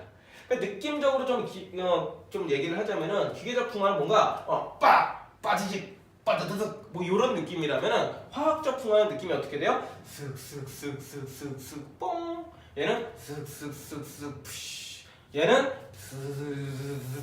뭐 이런 느낌이에요. 얘는 좀 뭔가 빠지직 이런 거고 얘는 건 쓱쓱쓱쓱 뭐 좀 이런 느낌으로라도 좀 구분을 해서 기억을 해 주시면은 좋겠습니다. 아시겠죠? 자, 그래서 이제 풍화라는 얘기를 배워봤는데요. 이제 풍화가 계속 이제 진행이 된다면은 커다란 암석도요, 계속 이제 쪼개지고 잘게 쪼개지면서 결국에는 흙이 될 수 있습니다. 흙이 될 수 있어요. 그 흙을 우리는 뭐라 그래요? 토양이라고 부르게 됩니다. 결국 이제 풍화가 오랜 시간 지속이 되면은 결국에는 다 이제 토양이 되는 거예요. 그래서 토양의 생성 과정 바로 이어서 좀 나가볼 건데요. 처음에 지구 표면은요, 생명체도 없을 때는요, 지구 표면은 다 암석으로 되어 있었어요. 암석. 처음부터 흙이 있었던 건 아니에요. 다 암석으로 있어요. 겉표면 자체가 다 암석. 예, 풀 한 포기도 없고. 예. 그래서 이제 암석으로 되어 있다가 시간이 흐르면서 그게 부서지기 시작을 하겠죠. 풍화가 시작이 됩니다. 그럼 위에서부터 자잘자잘 조금 뭐랄까요, 알갱이가 작은 놈들이 좀 생겨요. 그 밑에는 여전히 이제 단단한 암석이고요. 더 오랜 시간이 지나가요. 위에는 점점 잘게 부서집니다. 바깥하고 만나니까. 그러면서 점점 고운 모래 알갱이가 됩니다. 그리고 그 단단한 암석들은 점점 밑으로 분포가 되는 거예요. 그러니까 여기가 또 빠개져서 이렇게 되는 거예요. 위에가 또 빠개져서 이렇게 되는 거고. 자, 그 다음에 최종적으로 지금 우리가 살고 있는 데는 어떻게 생겼냐면요. 위쪽에는요 아주 잘게 부서져서 고운 모래가 되어 있어요. 그 다음에 안으로 들어가면 들어갈수록 뭔가 이제 덩어리 큰 놈들이 존재를 하게 됩니다. 요런 게 이제 토양의 구조예요. 그런데 요거를 갖다가 우리가 이름 짓기를 합니다. 맨 아래 단단한 암석층을 우리는 기반암이라고 부르고요. 그 다음에 약간 덩어리진 암석들이 많이 있는 거를 모질물이라고 부르고요. 그 다음에 중간에 있는 고운 모래를 심토라고 그러고요. 바깥에 우리가 딛고 있는 데를 표토라고 합니다. 근데 여기가 내가 고운 모래라고 했죠, 그렇죠? 여기는 우리가 든든한 거고. 이게 고울까요? 예, 요걸 내가 좀 곱다라고 얘기를 했어요. 그래서 우리는 토양의 생성 순서를 좀 알아봐야 되는데 잘게 부서지다가 여기서 여기로 넘어갈 때 있잖아요. 여기서 여기로 넘어갈 때 계속 부서지긴 하는데 비가 내려요, 그렇죠? 비가 내리다 보면은요 여기에 있는 물질들이 이렇게 아래로 좀 스며들어 내려갑니다. 아주 고운 것들이 짜잘한 것들은 밑으로 이렇게 스며들어 내려가게 됩니다. 그래서 그것들이 결국에는 심토가 되는 거예요. 네, 그리고 그 위에 있는 걸 표토라고 부르고 비 같은 게 내려서 위에 있는 게 스며들어간 그 층을 심토라고 부르는 거예요. 그래갖고 생성 순서는 어떻게 되는 거예요? 기반암이 첫 번째로 원래 있는 거고요. 그러다가 모질물이 만들어졌고요. 그러다가 표토가 만들어졌고 표토에서 짜잘한 것들이 빗물에 의해서 아래로 내려온 심토가 제일 마지막에 만들어진 거다라고 해주시면 됩니다. 그래서 요 부분이 이제 조금 필기를 하셔야 될 부분입니다. 그래서 요 부분 정도 적어두시면은 이제 토양까지 한 번에 우리가 끝낼 수가 있습니다. 자, 그리고 이제 풍화에서 마지막으로 좀 하나를 좀 얘기를 하면은 선생님이 이제 뭐 기온이라든지 뭐 강수량 이런 거 했는데 요거 이제 아까 너무 단순하게 얘기하고 넘어갔죠. 풍화가 잘 일어나려는 조건이 있어요. 풍화가 잘 일어나려면은 이제 토양국이 잘 만들어지는 건데 기온하고도 좀 영향을 있어요. 기온이 낮거나 기온이 높거나 그에 따라서 다른 풍화작용이 일어나고요. 빗물의 영향도 있습니다. 비가 많이 오냐 안 오냐 그런 것도 영향을 있고요. 그 다음에 하나가 더 있습니다. 바로 표면적이라는 건데요. 표면적이 클수록 풍화는 잘 일어납니다. 표면적이라는 말은 겉에 닿는 면적을 우리가 표면적이라고 불러요. 그래서 이렇게 덩어리진 것보다 얘가 이렇게 이제 부서진 게 표면적이 높겠죠. 맞나요? 그러면은 더 많은 상호작용을 하고 있겠죠. 다른 물질들하고. 그럼 풍화가 더 잘 일어나게 되는 거예요. 조금 더 비기 말이 어려울 수 있는데 비유 하나만 더 들자면은 우리가 이제 밥 먹을 때 이제 콕콕 씹어 먹으라 그러잖아요, 그렇죠? 그래서 이제 밥을 그냥 통째로 삼키는 것보다 이거를 잘게 부숴서 좀 짜잘하게 만들어서 우리가 위에다가 집어넣으면은 소화가 더 잘 됩니다. 그냥 큰 덩어리보다는 뭔가 이제 짜잘하게 좀 푸게 놓은 게 뭔가 반응을 더 잘한다. 이렇게 좀 기억을 해주시면 되고 그걸 한마디로 우리는 표면적이 넓어야지 풍화가 잘 일어난다. 이렇게 해설을 합니다. 그래서 이제 그럴수록 풍화가 잘 되고 토양도 더 잘 만들어지게 되는 곳이에요. 네, 이렇게 해서 이제 풍화와 그리고 이제 토양에 대한 얘기를 마무리 지어보도록 하겠습니다. 네, 안녕하세요. 중학교 1학년 과학 1-6 대륙이동설에 대해서 설명해 보도록 하겠습니다.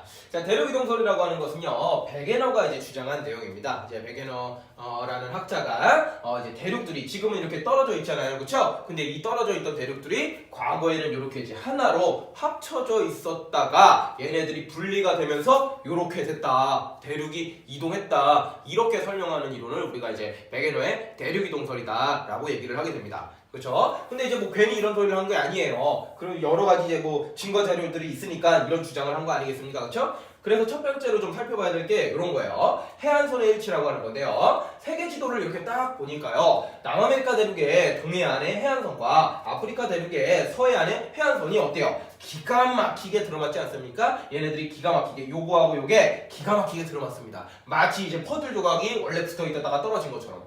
그래서 베게너가 이제 이렇게 생각했다라는 거죠. 원래 이제 남아메리카 대륙하고 아프리카 대륙이 붙어 있었기 때문에 붙어 있었다가 떨어진 것이기 때문에 이 해안선은 일치할 수밖에 없다. 요렇게 이제 주장한 겁니다. 오케이? 굉장히 그럴듯하죠. 그렇죠? 네, 두 번째도 볼게요. 자, 두 번째로 이제 제시한 증거는 이제 화석의 분포인데요. 화석이요, 이제 요거부터 볼게요. 메소사우루스라고 하는 화석이 있습니다. 메소사우루스라고 하는 것은 이제 고생대에 살았던 짜끄만한 이제 그 파충류예요, 파충류. 그래서 도마뱀 같은 거 생각하시면 되는데 강가라든지 아니면 해안가에서 이제 깔짝깔짝 그런 놈이에요. 그런데 요 놈의 화석이요, 남아메리카 대륙에서도 발견될 뿐만 아니라 아프리카 대륙에서도 발견이 됩니다. 여기 내가 이렇게 이제 파란 색깔로 한 부분입니다. 여기서도 이제 발견이 되는 거예요. 근데 이 놈이 갖다가 이제 생각을 해보면, 분석을 해보면은 이게 여기가 대서양 아니겠습니까? 대서양을 건너가서 이렇게 막 건식을 할 일은 없거든요. 그러니까 이제 베게너는 또 이렇게 한 거죠. 원래 남아메리카 대륙하고 아프리카 대륙이 합쳐져 있었으니까 여기 지역에 메소사우루스라고 하는 놈이 분포했던 거 아니냐. 그러니까 멀리 떨어진 두 대륙에서 화석이 동시에 발견되는 거 아니냐라고 얘기한 거예요. 굉장히 좀 얘기가 말이 되죠, 그렇죠? 그 다음에 이제 또 화석 하나 더 볼 텐데 글로소프테리스라는 화석이 있습니다. 요 글로소프테리스라고 하는 화석은요, 뭡니까? 얘는 이제 그 이파리예요. 커다란 이제 나뭇잎 같은 건데요. 요런 이제 식물의 이파리 화석이에요. 그걸 이제 글로소프테리스라고 부르게 되는데 그 글로소프테리스라고 하는 화석은요, 남아메리카 대륙에서도 발견이 되고요, 아프리카 대륙에서도 발견이 되고요, 인도에서도 발견이 되고요, 남극 대륙에서도 발견이 되고요, 호주에서도 발견이 됩니다.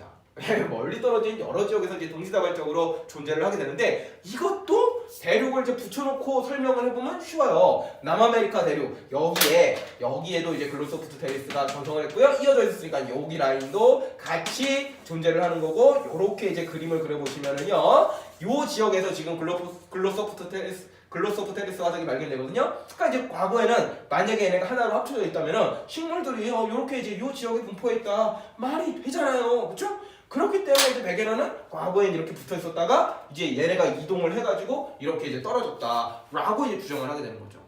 이뿐만이 아니에요. 세 번째 살펴보겠습니다. 빙하의 흔적이라는 게 있어요. 빙하의 흔적. 빙하라는 게 일단 뭐냐면은 눈이 쌓이다가 꾸꾸꾸 눌려요. 또 쌓이다가 꾸꾸꾸 눌려요. 쌓이고 꾸꾸꾸 눌려요. 그래서 단단해진 이제 그 얼음 덩어리 그거를 우리가 이제 빙하라고 불러요. 근데 이 빙하의 성질 중에 하나가 빙하는 약간 이제 움직입니다. 스슥 중력 방향으로다가 약간 좀 아랫 방향으로 스슥 아직 중력이라는 말 안 배웠죠. 그래서 이제 아랫 방향으로다가 이게 스슥 조금씩 움직입니다. 그러면서 주변에 흔적을 남기게 돼 있습니다. 흔적을 갖다가.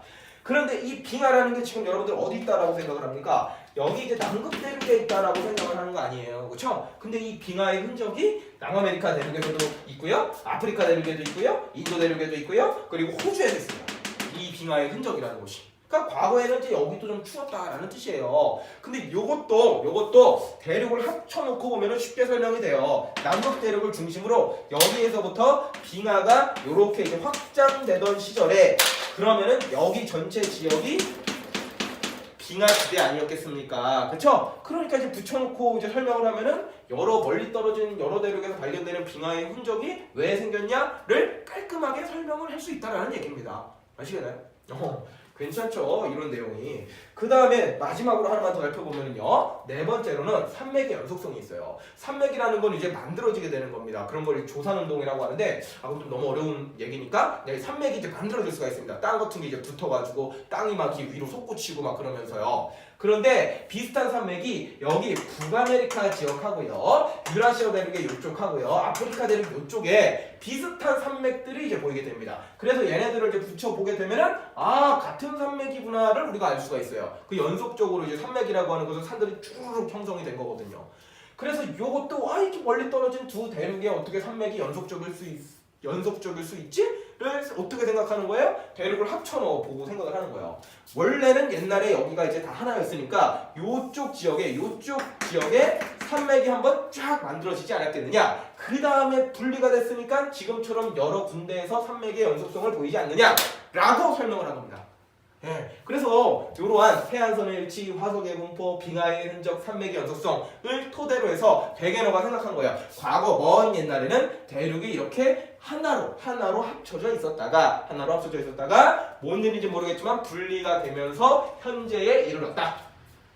대륙이 이동했다. 이렇게 주장한 게 바로 베게너의 대륙 이동설이라고 얘기를 하게 되는 것이에요.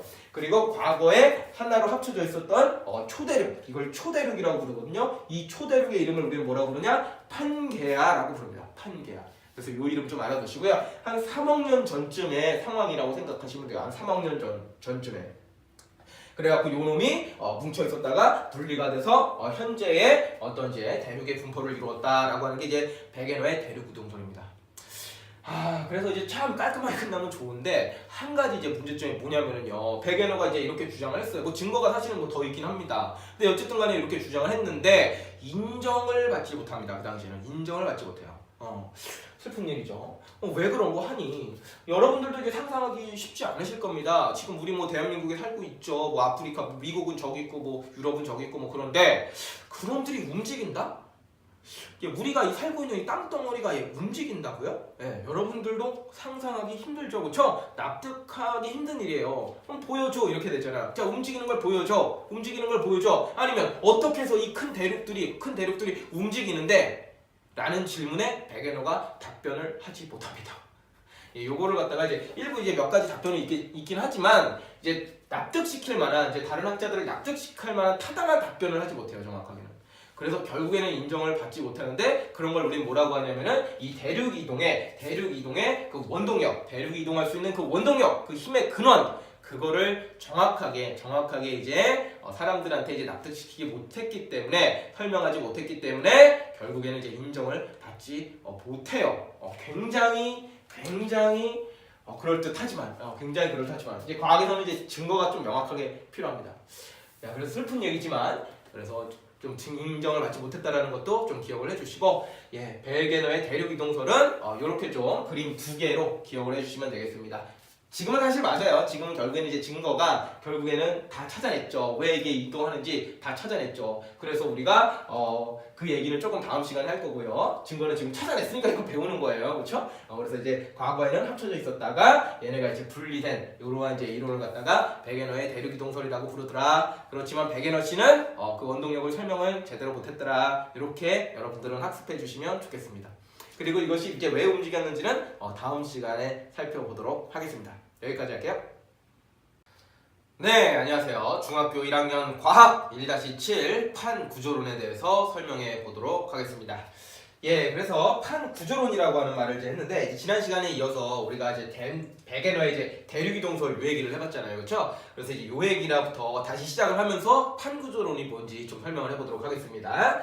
자, 베게너의 대륙이동설이 뭡니까? 과거에는 대륙이 판게아라고 하는 거대한 초대륙 하나로 합쳐져 있었다가 분리가 돼서 현재의 어떤 대륙의 모습을 이루었다. 대륙이 이동하였다. 이런 게 이제 베게너의 대륙이동설이었습니다. 그런데 이제 베게너는 대륙이 어떻게 해서 움직이는지에 대해서 구체적으로 설명은 못해요. 오케이? 그래서 이제 그 당시에는 인정받지 못했지만 후대의 학자들이 더 연구를 거듭합니다. 자, 두 번째 등장하는 사람이 누구냐면 바로 홈스라고 하는 사람인데 이 사람이 멘틀 대륙설이라는 걸 주장을 하게 됩니다. 그러니까 이제 대륙이 어떻게 움직였느냐를 멘틀이 대륙하기 때문에 움직인다. 이렇게 설명했다는 거예요. 오른쪽에 그림 좀 다시 한번 보시면은 이제 지각이 있고 우리가 이제 멘틀 요 정도는 아시죠? 지각 다음에 이제 멘틀이 있는데 이 멘틀이 가만히 있는 것이 아니라 대류를 한대요. 대류를 한대요. 이렇게 대류가 또 뭐냐야? 대류가 또 뭐냐? 뜨거운 곳은 올라가고 차가운 곳은 내려가는 거예요. 그런 거를 이제 그 대류라고 불러요. 뭐 예를 들어서 여러분들이 라면물을 끓이려고 밑에다가 이제 가열하면 어떻게 돼요? 가열하면 이제 물이 보글보글 끓는데 그 보글보글 끓는데 이제 뭐 라면 스프 거기 뭐 종이 쪼가리가 있을 리는 없겠지만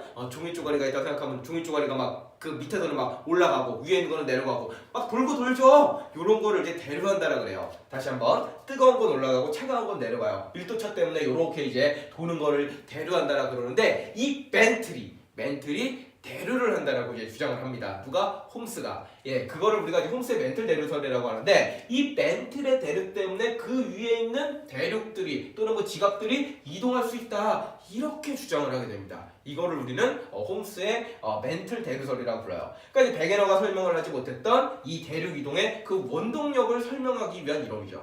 오케이? 그런데 이 홈스의 멘틀 대류설도 이제 완벽하진 않은데 뭐 되게 그럴듯해요. 이것도 되게 그럴듯하지만 이게 누가 들어가서 멘틀이 이제 대로 하는지 안 하는지를 본 사람이 없어요. 예. 그래서 이것도 좀 증거가 부족하기 때문에 이제 확실하게 조금 이제 저 대륙이동설을 뒷받침하지는 못합니다. 그런데 이제 점점 이론이 뭔가 이제 발달을 하는 거야. 지구 내부가 어떻길래 대륙이 이동할까 뭐 이런 생각을 하게 되는 겁니다. 자, 그러다가 또 시간이 흘러서 세 번째로요. 헤스와 디치라고 하는 사람이 있는데 요 사람들이 이제 해저 확장설이라는 걸 발견합니다. 요 사람들이 이제 뭘 알아내게 되냐면요. 이제 배 타고 다니면서 사람들이 이제 많이 이제 해저 지형도 이제 전쟁 때긴 한데 해저 지형도 많이 알아내고요. 이제 바닷속에 이제 뭐가 있나 이런 거를 이제 많이 분석했거든요. 그런 것들을 이제 조사를 하다 보니까 바닷속에 이제 산맥이 있어요. 튀어나온 산맥이 있고요. 또는 이제 깊은 골짜기가 있습니다. 이런 것들을 관측을 하게 돼요. 이 깊은 골짜기를 이제 뭐라고 부르냐면은 해구라고 부르고요. 이 산맥을 뭐라고 부르냐면은 해령이라고 불러요.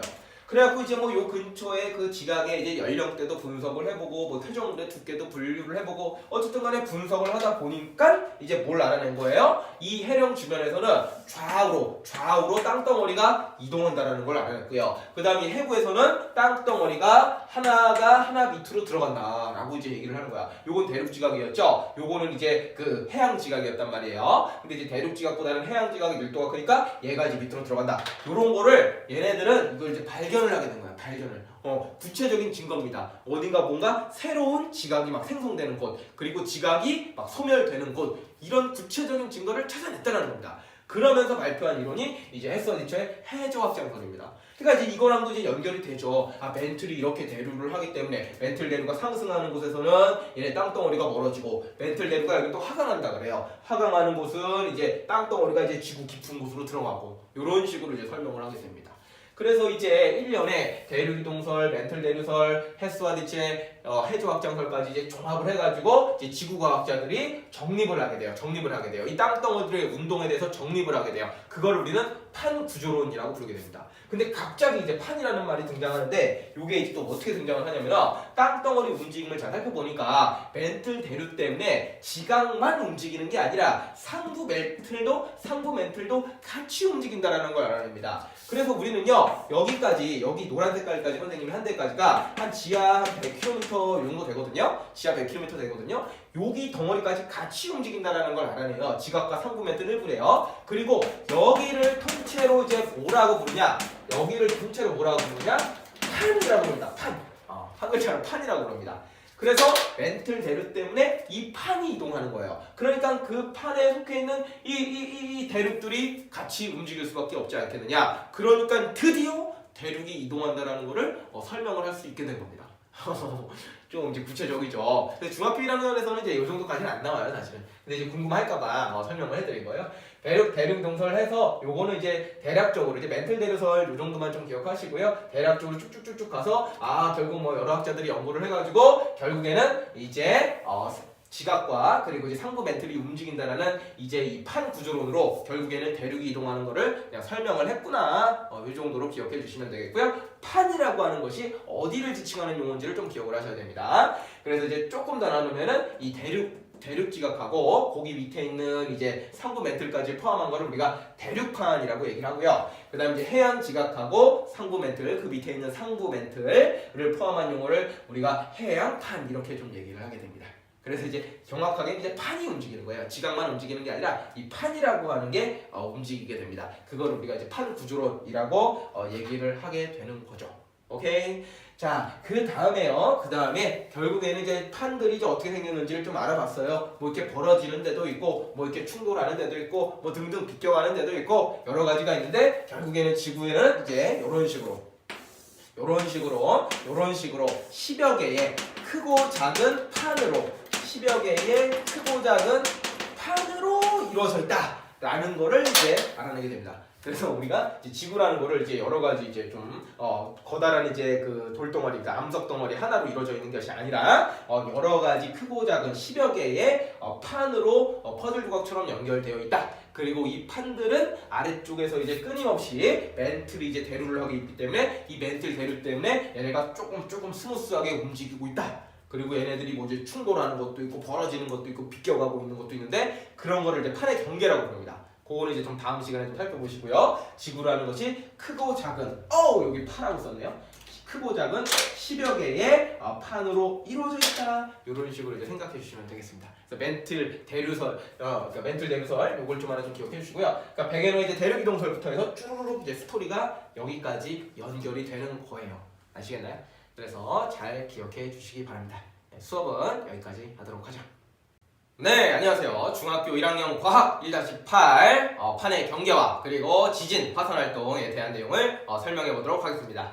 자, 먼저 일단 판에 대한 내용부터 다시 한번 좀 살펴보도록 하죠. 자, 판이라고 하는 것은요, 지각과 그리고 상부 멘틀 일부를 포함하는 용어라 그랬어요. 그래서 좀 두껍게 그린 데가 대륙지각, 그리고 해양지각, 그리고 그 밑에 있는 멘틀 상부까지 포함된 거를 대륙판, 그리고 여기를 해양판, 요렇게 이제 얘기를 하고요. 지하 한 100km까지를 우리가 이제 판이라고 부릅니다. 근데 이 판이라고 하는 거를 우리가 이제 암석권이라고도 부른다는 거, 같은 말이라는 거 좀 하나 기억해 주시고요. 대륙판이 해양판보다는 더 두껍다라는 것도 시각적으로 봐주시면 되겠습니다. 그 다음에 이제 그 아래쪽에 100km부터 한 400km 때까지를 우리가 연약권이라고 불러요. 멘틀의 이제 또 여기도 일부분이 되겠죠. 그래서 이 연약권의 연약권의 대류에 의해서 또는 간단하게는 멘틀의 대류에 의해서 결국에는 이 판들이 움직이죠. 그러면서 대륙이 이동한다라는 겁니다. 그렇게 이제 지구의 이제 땅덩어리의 움직임을 생각을 해주시면 되겠고요. 그래서 결국에는 또 알아봤더니 지구라고 하는 땅덩어리가, 거대한 땅덩어리가 하나의 어떤 암석으로 되어 있는 것이 아니라 10여 개의 크고 작은 판으로 이루어져 있다라는 겁니다. 그래서 판들을 좀 하나 그려봤어요. 좀 그림이 헷갈릴 수도 있는데 여기 내가 하얀 색깔로 그려놓은 것들이 이제 대륙입니다. 대륙 세계지도 그림 똑같죠, 그렇죠? 그 다음에 이제 노란 색깔로 그린 것은 이제 판의 경계들입니다. 판. 그래서 10여 개의 크고 작은 판들로 이런 식으로 이루어져 있다라고 생각을 해주시면 돼요. 근데 이 판들이 가만히 있는 거냐? 아니다라는 거예요. 밑에 있는 멘틀이 대류를 하면서 이 판들이 조금씩 움직인다라는 거죠, 그렇죠? 근데 움직이는 것도 또 얘네들이 또 같은 방향으로 움직이는 것도 아니에요. 서로 예를 들어서 내가 화살표 이렇게 한 거는 서로 이렇게 뭉쳐서 서로 이제 이게 뭐랄까요, 수렴한다고 표현을 좀 할게요. 서로 이렇게 수렴하기도 하고요, 비껴가기도 하고요, 멀어지기도 하고요, 그렇죠? 그래서 우리가 이제 판의 경계를 크게 세 가지로 좀 나눠서 우리가 얘기를 해요. 먼저 뭐 이렇게 이제 벌어지는 거 있죠. 벌어지는 거를 우리가 발산형 경계다 이런 표현을 쓰고요. 이렇게 서로 모이는 거 있죠. 모인다라는 말이 아까 안 떠올랐네.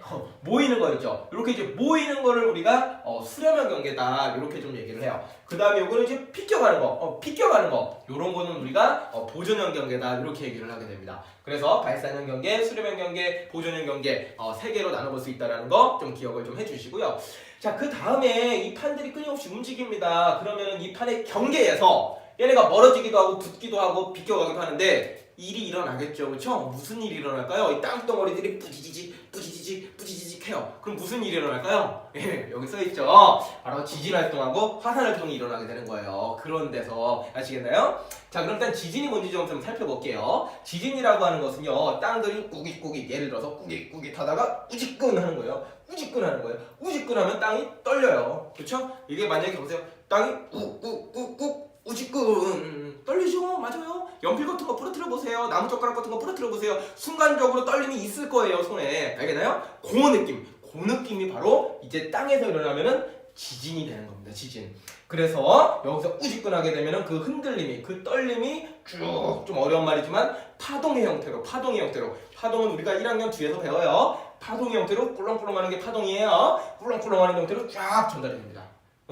쫙 전달이 돼요. 그래서 이제 우리도 그거를 느끼게 돼요. 우리도 그거를 느끼게 됩니다.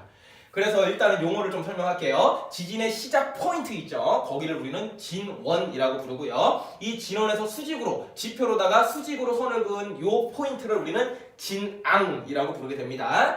자, 그 다음에요. 우리가 이 지진의 세기를 나타내는 표현이 있어요. 지진이 얼마나 센데, 얼마나 약한데, 요런 거를 나타내는 표현이 두 가지가 있는데, 진도하고 이제 규모라는 걸로 우리가 표현을 하게 됩니다.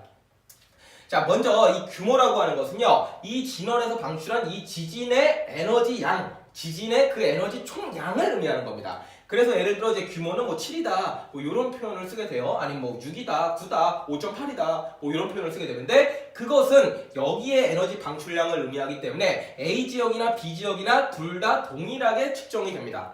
오케이? 여기서 에너지를 얼마나 방출했느냐라는 뜻이기 때문에 여기서는 규모는 동일하게 어느 지역에서건 지구 반대편에 있거든 무조건 이 지진의 규모는 7인 겁니다.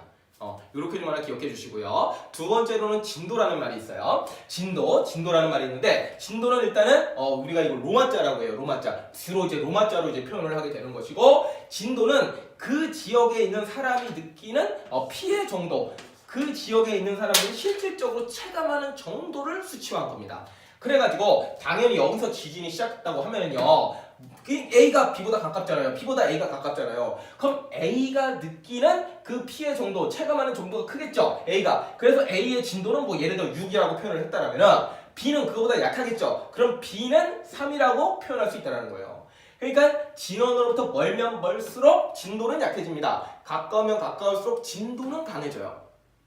요거 두 개 용어를 좀 구분을 해주셔야 돼요. 이제 문제 풀 때는. 알았죠? 두 개 용어를, 규모와 진도를, 용어를 구분을 해주시고, 규모는 어딜 가나 똑같다. 진도는 진원으로부터 멀어질수록 약해지고 가까울수록 커진다. 요렇게 좀 해주시면 됩니다.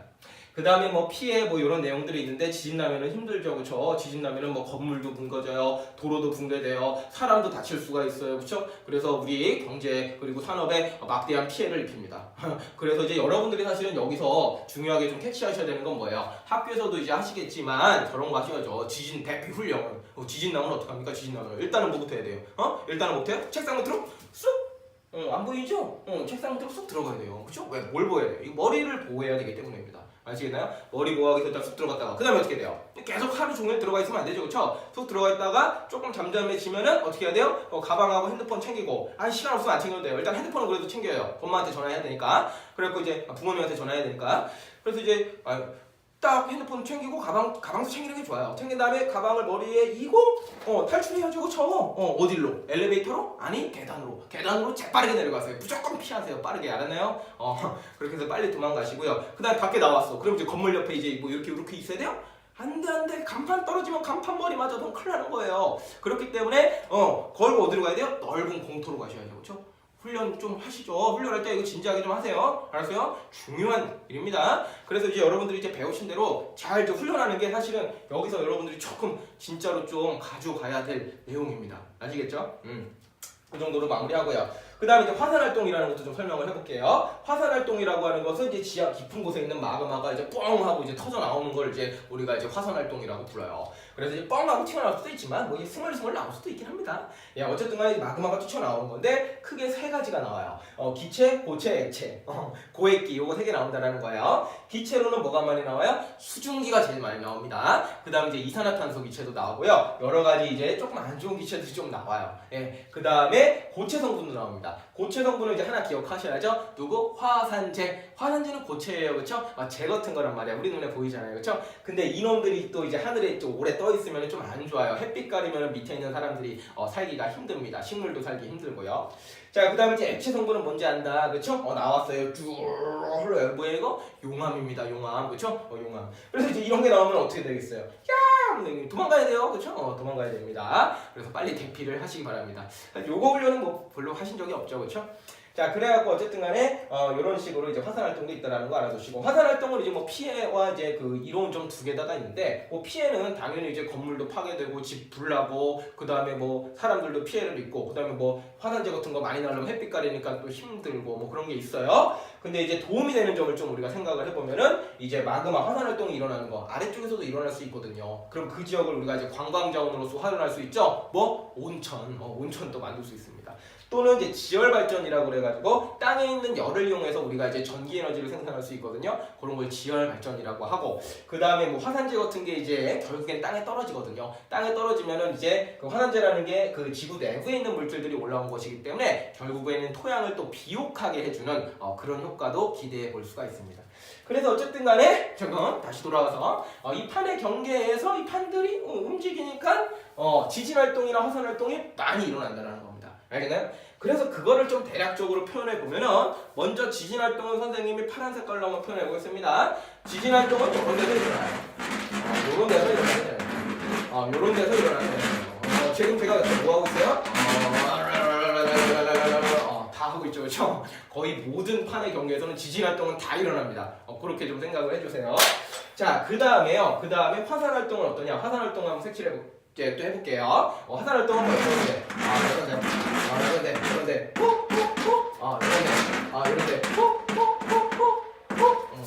너무 좀 사운드가 좀 크죠, 그렇죠? 미안합니다. 미안해요. 자, 그래갖고요. 화산 활동은 이제 이런 데서 일어나는데 제가 지진 활동을 많이 표시했어요. 화산 활동을 많이 표시했어요. 이게 중요해요. 제가 누구를 많이 표현했어요? 지진 활동을 많이 표현했죠, 그렇죠? 그래서 상대적으로 화산 활동보다는 지진 활동이 더 많이 일어난다라는 걸 좀 하나 기억을 좀 해주시고요. 그 다음에 이 지진 활동이 일어나는 데를 선생님이 이렇게 한번 색칠을 한번 해볼게요. 이렇게 색칠을 한번 해볼게요. 이렇게 색칠을 해볼게요. 다 칠해야겠지, 그렇죠? 다 칠하는 거예요. 그래서 지진 활동이 일어나는 데를 내가 이렇게 선으로다가 쭉 이은 거를 뭐라고 부르냐면은 우리가 지진대라고 부릅니다. 지진대라고 불러요. 지진이 일어나는 데를 다 선으로 이은 거를 지진대 이렇게 불러요. 자, 그 다음에 요번에는 선생님이 이제 화산 활동이 일어났던 지역 한번 빨간 색깔로 표현해 볼게요. 거기는 이제 떨어졌어요. 다시 주웠습니다. 자, 그래서요. 요런 데가 이제 화산 활동이 이제 많이 일어납니다. 요런 데가 이제 화산 활동이 많이 일어나요. 요런 데가 화산 활동이 많이 일어나게 됩니다. 그리고 화산 활동이 많이 일어나는 데를 선으로 연결한 데를 우리가 뭐라고 부른다? 화산대라고 부르게 됩니다. 알겠나요? 자꾸 목이 떨어지네요. 자, 그래서 이제 지진 활동이 일어나는 데를 선으로 이은 거를 지진대, 화산 활동이 많이 일어나는 데를 선으로 이은 거를 화산대 이렇게 부릅니다. 그리고 결국에는요 판의 경계와 지진대와 화산대는 거의 다 비슷한 데서 일어난다. 이렇게 기억하시면 돼요. 판의 경계와 그리고 지진대, 화산대는 거의 일치하게 됩니다. 그래서 얘네 세 개를 묶어서 기억을 해주시면 돼요. 그 원인은 다 이것 때문이에요. 판의 경계는 생각해보면 당연히 거기서 지진과 화산이 많이 일어나겠죠.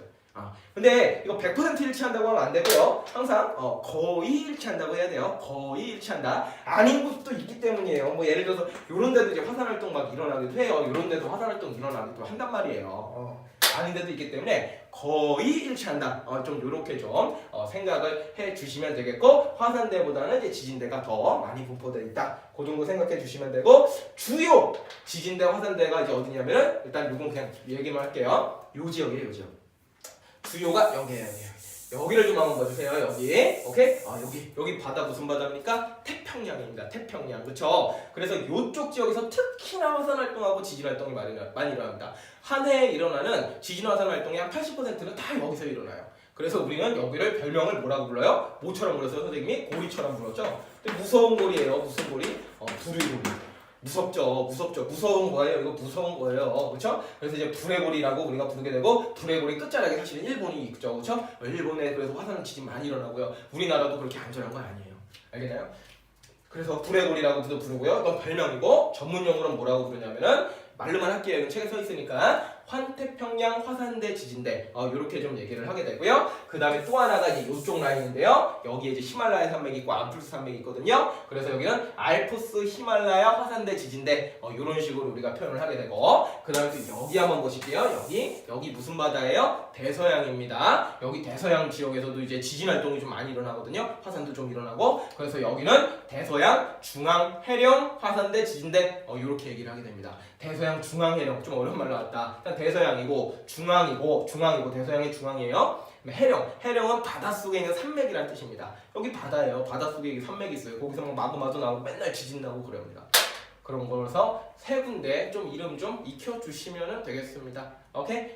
그렇게 해서 우리가 판의 경계와 그리고 지진 그리고 화산 모두 다 알아봤어요. 그래서 판이라는 거 일단 구조를 좀 알아두시고요. 중요한 건 이거예요. 얘네들이 이제 거의 일치한다라는 거 알아두시고요. 그 다음에 뭐 지진과 화산은 좀 이제 내용이 쉬우니까 가볍게 보시면 되고, 요거 용어 두 개 구분하는 것만 좀 체크해 주시면 돼요. 그래서 이렇게 해서 일단은 요게 이제 마지막 파트거든요. 그래서 여기까지 학습을 잘 해주시고 문제 잘 풀어오시면은 또 질문 또 많이 하시겠죠, 그렇죠? 그럼 또 풀어드리겠습니다. 수업은 여기까지 하도록 하겠습니다. 수고하셨어요.